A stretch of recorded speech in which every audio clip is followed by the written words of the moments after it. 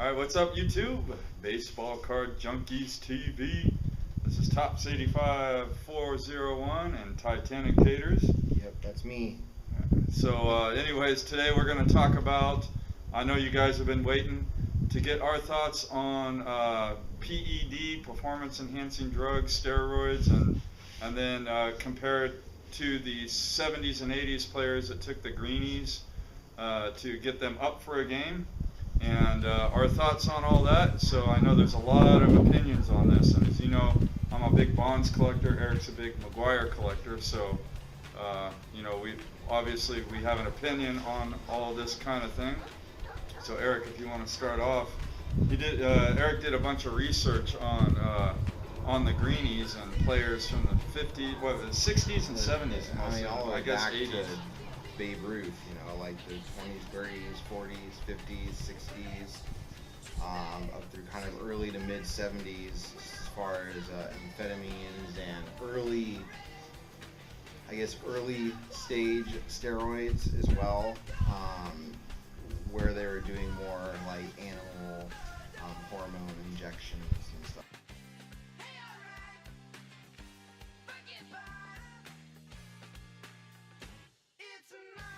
Like that. Damn. So anyway, we were kind of talking about it earlier, and I don't think either of us really believe that whether or not a player has used steroids or greenies or anything in their career, that it actually affects their popularity in the hobby so much as it is now affecting their chances of getting into the Hall of Fame. Yeah, well, Right. well, not so much Greenies, because I don't think that had any effect on anybody getting into the Hall of Fame. This is true. Yeah, but I think a lot of that has to do with the fact that now, media is just at everybody's fingertips right now. Like, to the second, to the millisecond, something is on the news, it's all over the internet. So, you look at guys like Mickey Mantle and Mike Schmidt and all those guys, Hank Aaron, Willie Mays, Willie McCovey, Ernie Banks.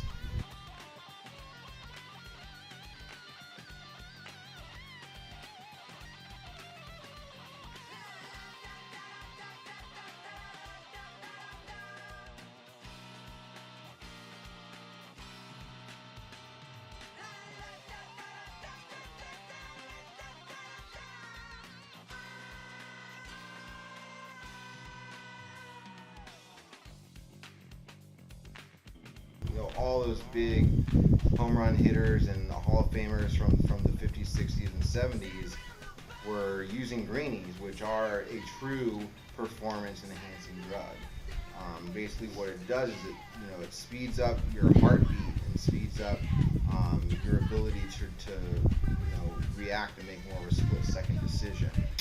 So in essence, as a hitter, it slows everything down for you. yeah. It makes it easier to see the ball, makes it easier to make a quick adjustment on a fastball versus an off-speed pitch or a curveball, versus a slider or whatever. Where they were true performance-enhancing drugs, they actually affected your ability to hit the baseball. Whereas steroids are, from what we know about them, there has not been any long-term research done to determine what the actual effect is from a user of steroids over a long period of time. But you look at the 80s and 90s, and where supposedly everybody was using steroids. Everybody. Like 90% of baseball was on some form of anabolic steroids, and yet only 2 people broke records, Mark McGuire and Barry Bonds, and they were single-season records. The vast majority of baseball didn't get any better from using steroids. Yeah. So, are steroids a performance-enhancing drug? I personally don't think so. Yeah. I don't. You can make an argument for LASIK eye surgery. That's huge. That's performance-enhancing. Yeah. If you got 20/20 vision and you can bump it up to 2010 vision. Well, most baseball players usually. This is actually something that scouts look for, is your vision. Yeah. Most baseball players have better than 20/20 vision. Well, yeah, because you can't hit the ball. 40/20 or something like that. Yeah. So, you get LASIK eye surgery for somebody that's having problems with their eyesight, and they are actually able to see the ball better than somebody who is not getting LASIK eye surgery. Yeah, so I guess the bottom line, there are all kinds of different factors for performance-enhancing drugs, performance-enhancing eye surgery. I mean, there's just a lot of performance-enhancing available out there. I mean, from what I can tell on like steroids or anything that can help make you stronger, it doesn't make you any stronger than you are or any faster than you are or anything. It just helps you recover from workouts. So when you work out, you're just not as tired. And I'm guessing it allows you to be able to work out harder and more frequently, which can lead to a stronger you and make you better because you're stronger, and maybe even prevent you from getting injured because you're stronger. Your body's not stressed out. So that's where the performance or the advantage of taking those things comes from. But it doesn't actually make you a better ball player. It doesn't help you see the ball better. It doesn't make your bat speed faster. It doesn't do anything like that. I'd say as a byproduct of your ability to, so obviously along with the working out more frequently, it enables your body to repair itself from a workout faster. Yeah. So you're able to work out more, which makes you stronger. So obviously you're increasing your strength ratio, so you are going to swing the bat faster, but all that really does is increases the distance that you're hitting a ball. So for somebody, like McGuire, who, a 500-foot home run was pretty, not super common, but he was doing it frequently. He hit it like. So maybe he's hitting it 400. 10% of them. So what? You take 10% of his distance off for maybe 20% for, and he's still hitting the ball out of any ballpark that you could possibly come up with. So, but I mean, as far as injury, I don't even think it made it so you didn't get injured. You look at a guy like Canseco, who was injured his whole career. Yeah, but I think Canseco, he was doing steroids before he even broke into the major leagues. He broke in '86. He was doing those crappy steroids. Like he didn't know what the hell he was doing. Yeah, I mean, he was doing the shitty steroids, and he didn't know what he was doing. Back then, no one really knew how to use them. And then that's what caught up to him. But like even Bonds, I think, he had a few injuries attributed to taking PEDs. I think a lot of times the muscles don't stretch out as much. There's not as much flexibility in the muscles, and sometimes if you bulk up too big for your body type, that could actually cause you to get an injury that you normally wouldn't get. So, I mean, yes, it would prevent you from getting certain injuries, but probably not help, but it would cause you to get other injuries that you normally wouldn't get. Yeah. And also, just because they use steroids at certain points does not mean they use steroids throughout their whole career. True. One of the biggest things I hear is, look at it, McGuire specifically weighed 205 or 200 pounds in his rookie year, or 195 pounds in his rookie year, and then when he retired, he was 240. He played 16 years. Yeah. Barry Bonds weighed 190 or 185 in his rookie year. He was 185. I think he was like bulked up to 230. To 225, 230. Yeah. He played for 20 years. Yeah. Well, let's just put it this way. When I was 18 years old, I weighed 155, and by the time I was 30, I weighed about 230. So when I met my wife, when we first started dating, I weighed 175 pounds. Yeah. As of like 6 months ago, I was up to 218. Yeah. I mean, it happens. And that was over 10 years. And then look at Mike Trout, like between his rookie year and his second year, I think he put on 20 pounds. So, hey. And Bryce Harper is another guy that was scrawny, put on a lot of bulk in 2014. Yeah. Oh, do me a favor, guys. Look at Miguel Cabrera's rookie card from, 2001 Topps Traded. That guy was skinny as a rail, and now he's like chunky, kind of like how Tony Gwynn was, when he retired. Look at Tony Gwynn his rookie year to when he retired. I mean, that guy put on 30, 40 pounds. Yeah. So weight gain is not the end-all be-all for determining whether someone was using steroids at any point of their career. But let's face it, I mean, all the guys that are thought of to be steroid users, we're not saying they didn't use steroids. They Correct. all did. McGwire used them, Bonds used them, Sosa used them. Canseco used them, well, obviously, yeah. Palmeiro used them. Palmeiro. Yeah, all those guys used them, but it would be, I don't know, it's just, in our opinion, obviously it made them better players, I would say, but, you know, relative to the league, who knows, because everybody was using them, so you have to... It improved their strength because of their ability to work out. And their ability to recover. So yeah, I mean, I know one of the big arguments is Hank Aaron is the home run king, not Barry Bonds, because Barry Bonds used steroids. Stupid. And argument. I would say the argument to that is Bonds would not have broken the record had he not used. I don't know if Bonds used steroids. I don't know if he used like testosterone. I don't even know what the hell he used. I know he used something. Would he have broken the record? It's hard to say, probably not, but he wouldn't have gotten blackballed when he did. I 100% disagree. You're the huge Bonds collector. Yeah. I 100% disagree with that statement. You think he would have broken the record? He hit 755 home runs, 756? Well, that's Aaron hit 755, Bonds hit 762. 762. So a 7 home run distance figure, you know, he was rushed out of Major League Baseball. And they forced him out of Major League Baseball. He probably would have played for another 2 to 3 seasons. Well, at least another 2. I don't know about 3. Worst and case another scenario, thing, he DHs. Yeah, and another thing that happened with Bonds is he didn't get any pitches after the 2001 season. Yeah. Like 02, 03, 04. I mean, one season he got walked 232 times. 232 times. 232 walks in one season. That's a lot of walks. Man, that's like 20 home runs worth of walks. I mean, you figure one homer per 10 at bats. That's 20 home runs worth of walks. Yeah. That's 1.23 at bats. And many of those were intentional. Yeah. So you take the bat out of Bonds' hands for that many times. I mean, Bonds is the career leader in base on balls. Yep. Intentional base on balls. Home runs. Yep. Those are 3 things to, you know, the base on balls and the intentional base on balls and home runs. They shouldn't go hand in hand. Yeah, and he's the best. He's the best free agent not to get a contract.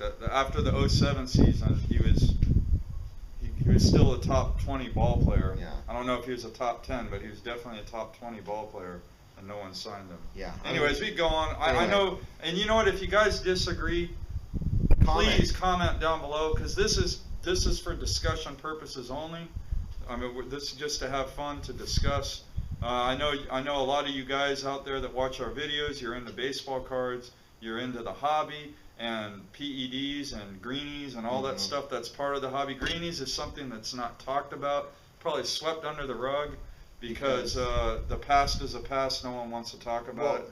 There's that, and the problem is the people who are so the requirements to being able to vote someone into the Hall of Fame for the Baseball Writers Association of America is you have to be a member of that association for 10 years. Once you're in there for 10 years, you get a Hall of Fame card mailed to you. You are now a voter. Yep. Okay. A lot of them aren't even writers for baseball anymore. Yeah, a lot of them are just old guys. They're just old guys. So, just Hall of Fame purposes, if you're going to completely eliminate one period of performance-enhancing drug users because they destroy the purity of baseball, you have to go back and you have to get rid of everybody that used or were suspected of using Greenies in the 50s, 60s, and 70s, and even before 80s, that. Yeah. And another thing, I wanted to touch on Bud Selig. Bud Selig was the biggest benefactor of the performance-enhancing drug era, and that guy is the biggest hypocrite. I cannot find Bud Selig. I remember back in 1998 when Sosa and McGwire were chasing the Roger Maris home run record. 98 was a huge year for baseball. It was a huge year for baseball cards. I remember Bud Selig was all over Sammy Sosa and Mark McGwire's jocks. He loved them. He was at all the games. He was, he was doing press conferences. He was benefiting more than anybody except for maybe McGuire and Sosa themselves. They might have been benefited more. But I'm telling you, Bud Selig benefited from that, and he was all over it. He was the poster child of the great commissioner of baseball. He's the one that saved baseball from the strike. Oh, baseball is back. The crowds were, record crowds. People were following Sosa and McGuire. They were selling out when they were on the road. And then as soon as Congress got on Selig's ass, he's like, I didn't know. Bud Selig, come on, you knew exactly what was going on. And that's what pisses me off.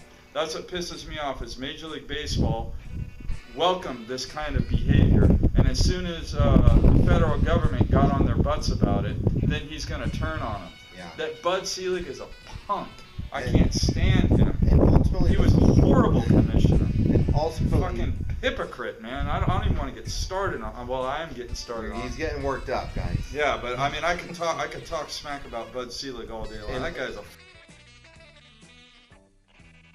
What should have happened is steroids at that point were already on the banned substance list. They were a banned substance for the MLB at that point. Yeah, tell me, Bud Selig wanted to do testing in '98 to get rid of this shit. What no, he was like. happened if any point of Major League Baseball had any question of whether or not these players were using steroids, they should have immediately started testing. Exactly. Right away. And people were talking about it back in '98. Well, what's going on? How can they, all of this explosion? Because it wasn't just Bonds and Sosa. There were all kinds of people were hitting like 50 home runs a year. You got like Brady Anderson, Greg Vaughn. I mean, these are like Glenn Allen Hill. Glenn Allen Hill. He hit like 40 something. Yeah, and then just like players that. All these guys are hitting 50 home runs, and oh yeah, this is great. And there's a renaissance in the game, and Bud Selig, yada yada yada. No, they're all getting stronger because their previous 300 foot flyouts were now traveling for 400 foot home runs. Yeah, and what was going on? And then Bonds goes and breaks Bud Selig's, like the Hank Aaron record, and of course Bud Selig was the owner of the Brewers. And we all know that Hank Aaron was a Milwaukee guy. He wasn't always on the Brewers, but he did play for the Brewers. So anyway, that whole thing is just a complete mess. I'm telling you guys, 20, 30 years down the road, people are going to look at the steroid era a whole hell of a lot different than they look at it now. I think people will appreciate it for what it is, and I think Bud Selig's going to get someday when people really go back and look at what happened. I think people are already looking back and appreciating it because obviously it brought baseball back to the forefront. Yeah, and that's what people forget. The good, the bad. The good was while it was happening. The bad was the aftermath. Yeah. And when the media and the Fed and Major League Baseball went on a witch hunt. Okay? Yeah, it was a witch hunt like that. And that's exactly what it was. I mean, we covered obviously the weight gain. We covered, what steroids really do. You go back to the Greenies, which again, nobody in baseball wants to talk about. The Hall of Fame, the baseball writers, the MLB. What was that you're telling me, Mike Schmidt said about Schmidt, Greenies and steroids? He has a book. I think All Four. I think is his book. No, that's not. No. That's Jim Bowden of All Four. He's a knuckleballer. Okay, so somebody, Mike Schmidt has a book. I can't remember which one it is, but in his book, he says he openly admits to using Greenies. He is a 500 home run Hall of Famer. Okay, he also openly admits to saying if there were better steroids around when he was in his heyday, he would have used them. I think he was the first $500,000 contract. I don't know that. I don't know. He was one of the more modern era guys, one of the first rookies to really get a big long-term contract. Yeah. He had a lot to live up to, and I think that's something we also have to look at is these fans, not just the fans as well, and the owners and the teams are putting these young players up on these pedestals that it's almost impossible to deal with the stress and actually live up to. Okay, they're going to look for a way to live up to those expectations. Yeah. You know, and I think touching on what Nate said, that 30 years people are going to look back and appreciate the steroid era. I think people are already starting to appreciate it. Some people, a minority. If you look at Major League Baseball, obviously they're over it. Bonds is now the hitting coach for the Marlins. McGuire is the hitting coach / bench coach for the Dodgers now, unless he's moved on to He moved on to another team, but I can't remember where. And he was on with the Cardinals prior to that. So obviously baseball's moved on. I think the fans have moved on. Obviously there's huge fans of Bonds, huge fans of McGuire, Canseco, Roger Clemens, all those guys that were supposedly, not supposedly, are steroid users. One of the big arguments I hear for the Hall of Fame is that they should never let any of the PEDs, and that if you ask, all the fans in baseball would agree. I disagree with what. And you want to hear something? 100%. You want to hear something sad, guys? I guarantee you, 100%. If it was a fan vote. No. What I'm guaranteeing you is, I guarantee you, there is somebody in the Hall of Fame right now, more than one person, and I'm not naming names because I have no idea who they are, but I can assure you that there's somebody in the Hall of Fame right now that use steroids. Guarantee it. Guarantee it. 100%. 100%. I guarantee 100% that there's cheaters in the actual cheaters spitballers in the Hall of Fame. Absolutely, man. This shit been going on since the beginning of baseball, as far as people trying to get the edge. Not necessarily cheating, because it ain't cheating if you don't get caught, but getting an edge. Everyone's always tried to get an edge. Yep. With going back to the spitballers and guys putting, like the pitchers putting, sandpaper in their mitt or Vaseline on their cap, to get more break on the. You've seen the movie. I mean, there's all kinds of. You've seen the movie Major League. The guy's got the Bengay on the shoulder. Oh yeah, there's all kinds of stuff out there. That stuff has been going on since the beginning of baseball. The edge. I mean, and then another argument you get. Well, this is a live ball era. Well, and that's true. It's true, but we also have better pitchers.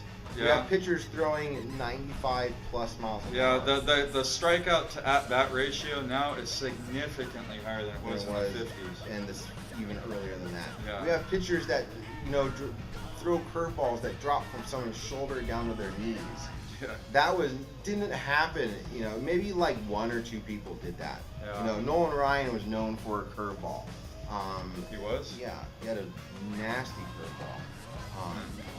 I remember his fastball. Well, yeah, his fastball was obviously, he was like one of the big 95 plus miles. So guys, what we're saying is go out there and collect who you like and don't worry about all this other shit. Everything is going to fall into place. Every era is going to fall into place. And you know what, Bud Selig? I don't like Bud Selig either. But anyway. Sorry for the rant. I think Bud Selig, again, he was probably, and the owners' associations were the huge benefactors of the 1998 home run chase. I don't think McGuire and Sosa benefited from it as much as they did, obviously, because they had already had their contracts in place. They weren't making any extra money. But steroids, it's no different than any other method that any other player has ever used to get better. Whether it was artificially gained or, from hard work. So. All right, guys. Thanks for watching. And Zoe, why don't you end the video? Say. All right, guys. No cards, but we got puppies today. All right. All right, guys. So enjoy collecting, and again, comments down below. Comment down below. We'll get a good conversation going about this. Please share your thoughts. Yeah. So there's no wrong thoughts. It's just everyone's entitled to their opinion. We understand that. We're just glad that you're watching ours. All right, guys. Peace. Out.